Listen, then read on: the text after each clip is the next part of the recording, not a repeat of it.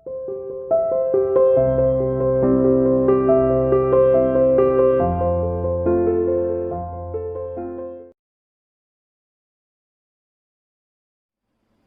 dear student, welcome to CA International School online classes. Okay my dear plus 2 commerce unit 8 controlling हमने start की थी. Controlling meaning पढ़ लिया है, क्या इसमें डिफरेंस है ये भी पढ़ लिया है. और अब हमने कंट्रोलिंग प्रोसेस भी वैसे शुरू कर दी थी, जिसका फर्स्ट पॉइंट की सेटिंग परफॉर्मेंस स्टैंडर्ड वो हम डिस्कस कर चुके हैं. आज हम सेकंड पॉइंट डिस्कस करेंगे, measurement of actual performance in controlling process. ठीक है, मेजरमेंट ऑफ एक्चुअल परफॉर्मेंस. सबसे पहले स्टैंडर्ड डिटरमाइन किए जाते हैं. स्टैंडर्ड मैंने दो बता दिए थे, क्वालिटी होते हैं और क्वांटिटी होते हैं. ठीक, क्वांटिटी तो पता है, 1 डे में 10 यूनिट बना के जाना है, 100 रुपीज कॉस्ट आनी चाहिए, ये सब पर 100 रुपीज कॉस्ट आनी चाहिए, ये सब क्वांटिटी स्टैंडर्ड है. क्वालिटी जैसे मोरल इंक्रीज हो रहा है एम्प्लॉय का, तो इसको कैसे मेजर कर सकते हैं. व्यक्ति अपसेट नहीं होता है, ठीक है, बार बार हटता नहीं है और कोई डिस्प्यूट उसकी रेट नहीं है, तो हम कह सकते हैं एम्प्लॉय का मोरल क्या हो रहा है, इंक्रीज हो रहा है. ठीक है, अब सेकंड पॉइंट आता है मेजरमेंट ऑफ एक्चुअल परफॉर्मेंस. पहले हमने स्टैंडर्ड सेटिंग कर दी है, स्टैंडर्ड बता दिया आपको कितना काम करना है. अब सेकंड पॉइंट आता है मेजरमेंट ऑफ एक्चुअल परफॉर्मेंस. अब मेजरमेंट करना है कि एक्चुअली रूप से आपने कितना परफॉर्मेंस किया है. एक्चुअल को किससे कंपेयर करेंगे, हम स्टैंडर्ड से कंपेयर करेंगे. तो सबसे पहले कंपेयर करने से पहले हम ये देखेंगे एक्चुअली आपने कितना परफॉर्मेंस दिया है. ये है मेजरमेंट ऑफ एक्चुअल परफॉर्मेंस. देखिए क्या है, actual performance should be measure in an objective. जो एक्चुअल परफॉर्मेंस है मेजर की जानी चाहिए ऑब्जेक्टिव के अकॉर्डिंग, कि जितनी स्टैंडर्ड यूनिट बनाई ना उसके अकॉर्डिंग ही जो है हमें एक्चुअल यूनिट बनानी चाहिए और उसके अकॉर्डिंग ही क्या करना चाहिए, comparison.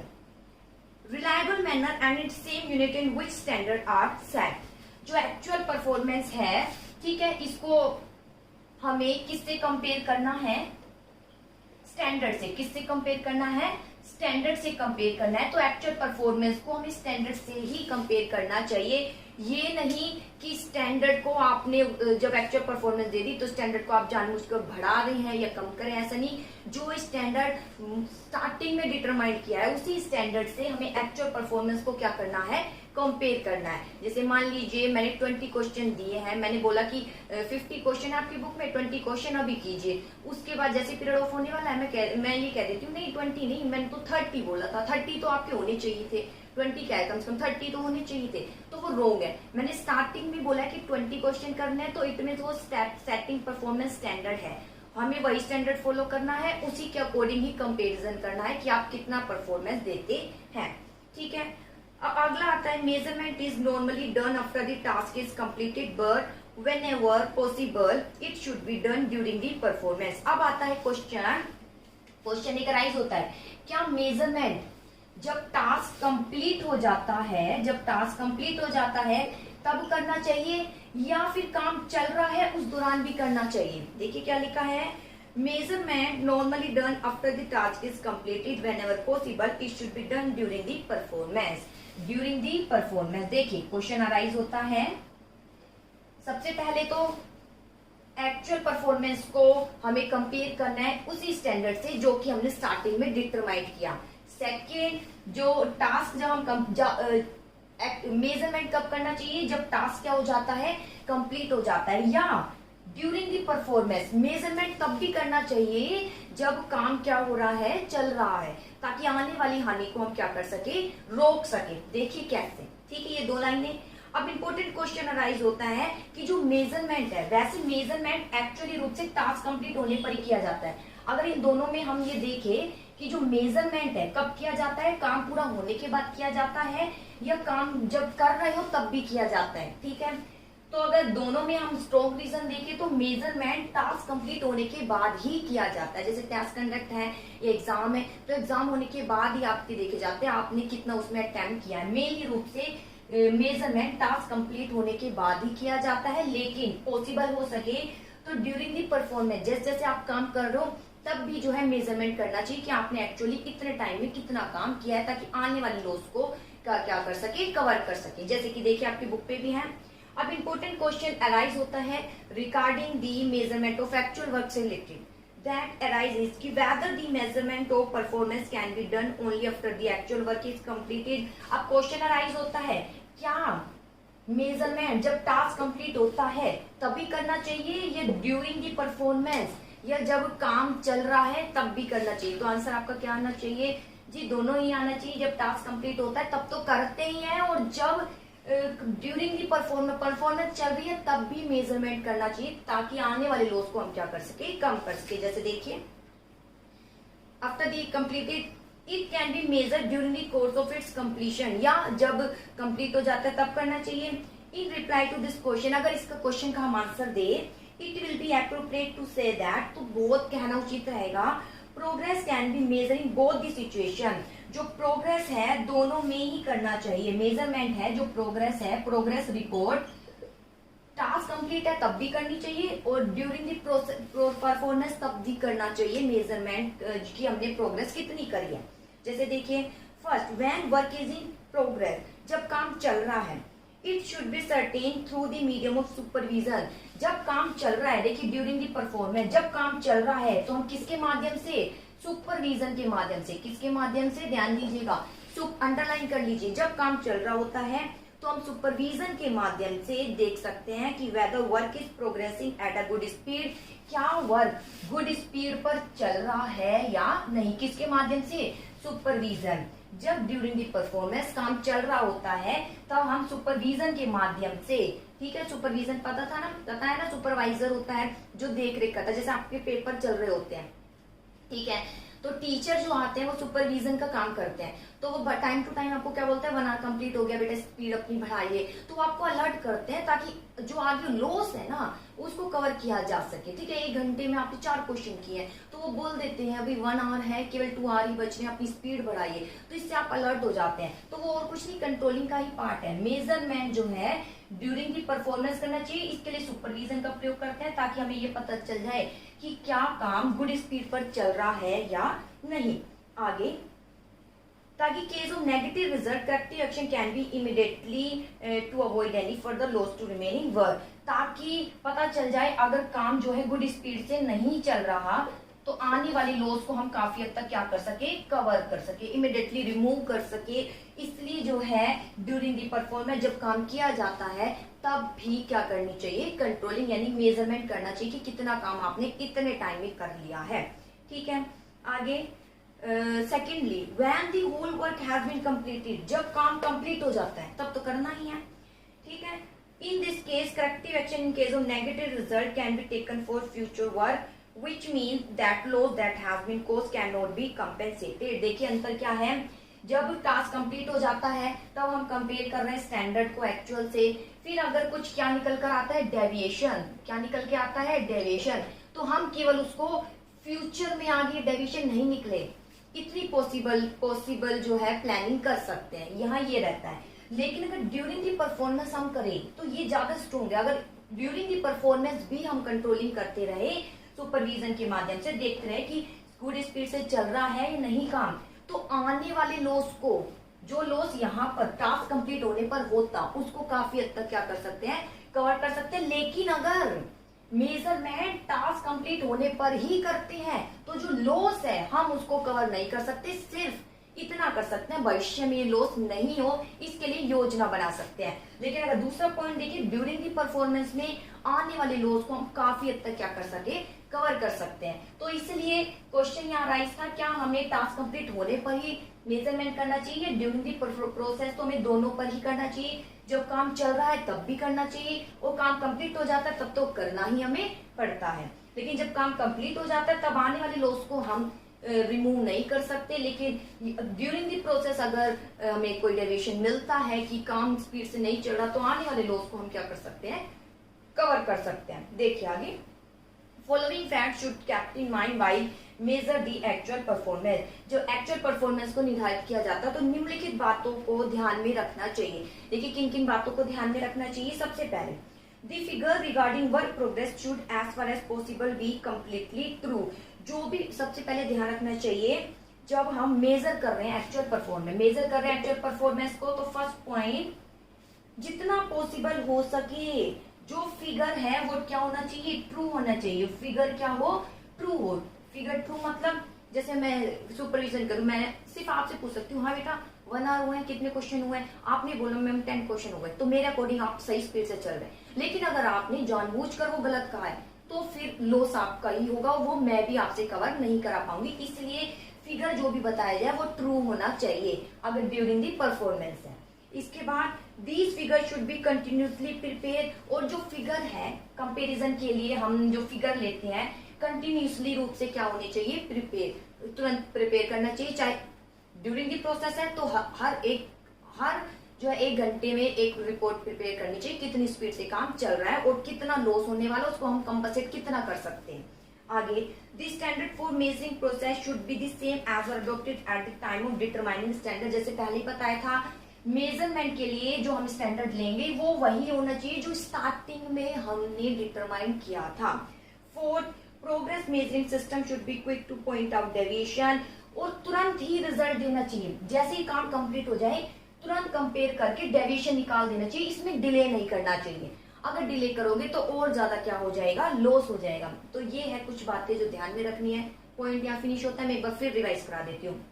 Measurement of actual performance में क्या करेंगे आप, एक्चुअल परफॉर्मेंस को किसके साथ मेजर किया जाता है, स्टैंडर्ड परफॉर्मेंस के साथ। और जब हम इसके साथ मेजर करते हैं तो स्टैंडर्ड परफॉर्मेंस वही होना चाहिए जो हमने स्टार्टिंग में कहा था, ये नहीं आप टिजिटी चेंज कर देते, ऐसा नहीं होना चाहिए। अब यहाँ पर होता है कि जो मेजरमेंट है जब काम कंप्लीट हो जाता है तब भी करना चाहिए, और जब ड्यूरिंग दी परफॉर्मेंस है पॉसिबल हो तो तब भी करना चाहिए। क्वेश्चन अराइज होता है क्या दोनों करना जरूरी है, जब टास्क कंप्लीट हो जाता है तब भी और ड्यूरिंग दी परफॉर्मेंस जब काम कर रहे हैं तब भी करना चाहिए। तो आंसर आता है यस।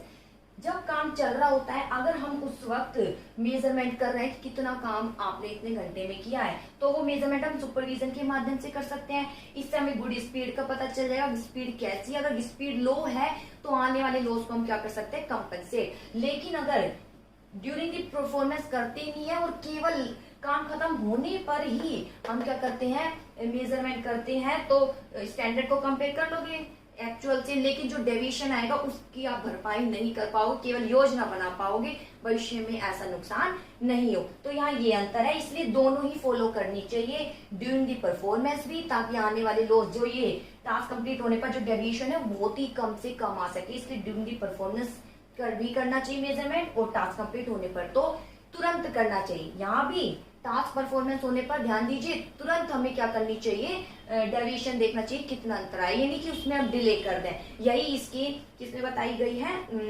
विभिन्न जो बातें ध्यान में रखा है कि सबसे पहले जो हम टास्क कंप्लीट हो जाता है जब हम कंपेयर करते हैं तो तुरंत ही हमें डेविएशन निकालनी चाहिए। जो फिगर है बता रहे हैं वो ट्रू होना चाहिए, फिगर कंटिन्यूसली रूप से क्या होनी चाहिए, प्रिपेयर होनी चाहिए। ठीक है, जितना पॉसिबल हो सके स्टैंडर्ड वही होना चाहिए जो हमने स्टार्टिंग में डिटरमाइन किया। ये नहीं आप जब एक्चुअल वर्क हो गया, काम व्यक्ति कर गया है, फिर आप कह रहे हो जी नहीं हमने इतना नहीं, हमने तो इतना बोला, आपसे एक्सपेक्ट किया था। नहीं, जो यूनिट बताई उसी के अकॉर्डिंग आपको क्या करना है, कंपेयर। तो ये है बेटा मेजरमेंट ऑफ एक्चुअल परफॉर्मेंस। अब आता है comparison of actual performance with standard.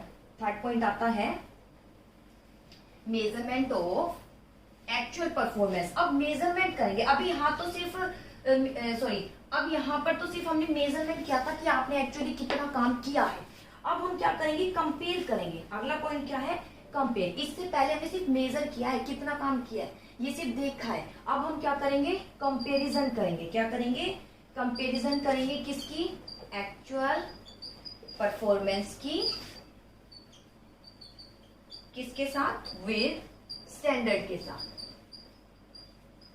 देखिए अब हम कंपैरिजन करेंगे एक्चुअल परफॉर्मेंस की किसके साथ, स्टैंडर्ड के साथ। इससे पहले हमने क्या किया, सिर्फ एक्चुअल परफॉर्मेंस देखा था। इससे पहला पॉइंट क्या था, केवल सेकंड पॉइंट सिर्फ एक्चुअल परफॉर्मेंस मेजर करना है। अब एक्चुअल परफॉर्मेंस आ गई, कितना काम किया है, अब उसको किसके साथ कंपेयर करना है, स्टैंडर्ड के साथ। किसके साथ कंपेयर करना है, स्टैंडर्ड। तो यहाँ पर ये दिया जाएगा, देखा जाएगा कितना अंतर आया है, अंतर पॉजिटिव है, नेगेटिव है या फिर जीरो। जो डेविएशन है, डेविएशन क्या आता है, पॉजिटिव आता है, नेगेटिव आता है और क्या आता है, जीरो। पॉजिटिव कब आता है, जब मैंने बोला 10 यूनिट बनाना है, या किसी संस्थान ने बोला 10 यूनिट बनाना है, व्यक्ति 10 नहीं 12 यूनिट बना के गया है, उसने 2 एक्स्ट्रा बना दी तो पॉजिटिव डेविएशन है। नेगेटिव 10 यूनिट बोला था उसने बनाई 8, तो ये 2 नेगेटिव डेविएशन। 0 10 बोला था, 10 का 10 कर दिए, तो ये 0 नेगेटिव, 0 जो है डेविएशन है। देखिए at this step actual performance को कंपेयर करते हैं किसके साथ, स्टैंडर्ड के साथ, और फिर डेविएशन देखे जाते हैं, अंतर देखे जाते हैं। अंतर 2 प्रकार के होते हैं। डेविएशन कितने प्रकार के होते हैं, 2 प्रकार के होते हैं मेनली रूप से, पॉजिटिव और नेगेटिव होते हैं। मेनली तो ये है, आप 0 भी बोल सकते हैं। कंट्रोलिंग प्रोसेस में it is important know the causes of, आप कंट्रोलिंग प्रोसेस में ये नेगेटिव डेविएशन का कॉजेज को जानना बहुत जरूरी होता है, लेकिन कम जरूरी नहीं है इसका रीजन भी। आपने बहुत अच्छी परफॉर्मेंस दी, हम एक्सपेक्ट नहीं कर सकते थे। हम पूछेंगे ना आपसे भाई इतना अच्छा कैसे प्रदर्शन किया, आज तक तो इतना नहीं किया, हम रीजन भी पूछते हैं। हो सकता है आप मोटिवेट हुए हो, लेकिन नेगेटिव है तब तो पूछा जाएगा भाई क्यों अच्छी परफॉर्मेंस नहीं आई। ठीक है, तो ध्यान दीजिए नेगेटिव के लिए तो पूछा ही जाता है, कॉजेज देखे जाते हैं, लेकिन पॉजिटिव डेविएशन की भी कम इंपॉर्टेंट नहीं है, उसका भी कारण पूछा जाता है। क्यों पूछा जाता है पॉजिटिव का कारण, ताकि जो और वर्कर है हम उसको मोटिवेट कर सके। पॉजिटिव डेविएशन मीन्स कि एक्चुअल परफॉर्मेंस क्या है, मोर है स्टैंडर्ड से। ठीक है, if the information receive regarding the actual performance being more than standard, corrective action can help in improving the efficiency in future. अगर हमें इसका कारण पता चल जाए कि व्यक्ति ने 10 ही बोला था यूनिट, लेकिन 12 बना के गया, कैसे बना पाया, अगर इसका रीजन पता चल जाए, बच्चे पता नहीं 99% कैसे ले लेते, अगर हमें इसका रीजन पता चल जाए, एक्चुअली रूप से अगर सच बोल दे क्या रीजन है, तो हम भी दूसरे बच्चों को क्या कर सकते हैं, मोटिवेट कर सकते हैं। वो और कुछ नहीं, पॉजिटिव डेविएशन का कॉजेज है कि क्यों आया है, कैसे आया है, तो हम उसको भी जानना चाहते हैं, ताकि एम्प्लॉय को क्या कर सके, और एम्प्लॉय को, अदर एम्प्लॉय को क्या कर सके, मोटिवेट कर सके। और नेगेटिव का कारण तो देखा ही जाता है, ताकि काम जो डिले चल रहा है वो प्रोग्रेस पर चलता रहे। ठीक है, तो ये था कंपैरिजन एक्चुअल परफॉर्मेंस की किसके साथ, स्टैंडर्ड के साथ। इसके बाद आता है एनालाइजिंग डेविएशन, डेविएशन को कैसे एनालाइज करेंगे। 4th पॉइंट देखिए,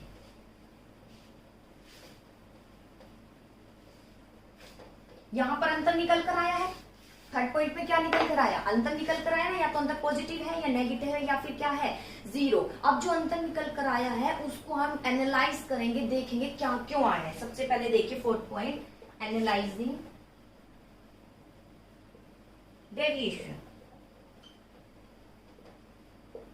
एनालाइज करेंगे अंतर जो कौन से पॉइंट में आया था, 3rd पॉइंट में जो अंतर आया था उसको एनालाइज करेंगे, अंतर क्यों आया है, किस कारण है, क्या रीजन था। ऐसा तो नहीं स्टैंडर्ड गलत दे दिया, हो सकता है ये रीजन हो। तो देखिए 1st पॉइंट, इज स्टैंडर्ड, सबसे पहले हम देखेंगे इज स्टैंडर्ड बीइंग अटेन्ड।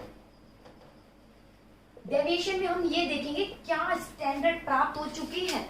अगर प्राप्त हो चुके तो कुछ नहीं करना, लेकिन प्राप्त नहीं हो चुके तो फिर हमें आगे कुछ स्टेप उठाने पड़ेंगे। देखिए कैसे, इफ यस, अगर स्टैंडर्ड अटेन हो चुके हैं, ठीक है, nothing is need to be done, कुछ नहीं करना है, स्टैंडर्ड हो गए हैं, कोई प्राप्त हो गए, कुछ नहीं करना, 0 डेविएशन आ रहा है, स्टैंडर्ड प्राप्त हो चुके, कुछ नहीं करना।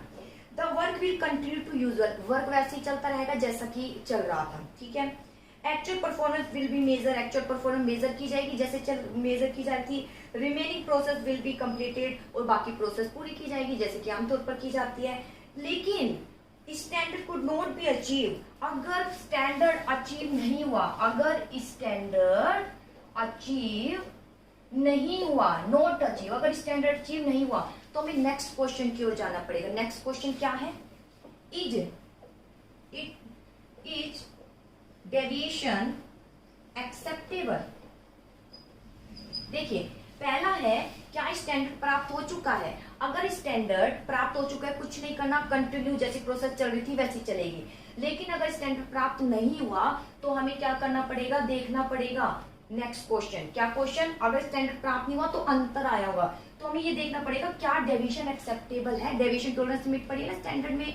अगर डेविएशन एक्सेप्टेबल है, जैसे 10 मिनट बोला था और ये भी बोल दिया 8 मिनट बनाओगे तो भी चल जाएगा, 8 मिनट बना दी कोई दिक्कत नहीं है, लेकिन डेविएशन उससे ज्यादा हो जाएगा तो नेक्स्ट क्वेश्चन की ओर चलेंगे। जैसे देखिए, if the actual performance is below the standard, अगर एक्चुअल परफॉर्मेंस स्टैंडर्ड से कम है बट डेविएशन इज एक्सेप्टेबल, लेकिन डेविएशन एक्सेप्टेबल है तो कुछ करने की जरूरत नहीं है, nothing to be done, work वैसे ही चलता रहेगा।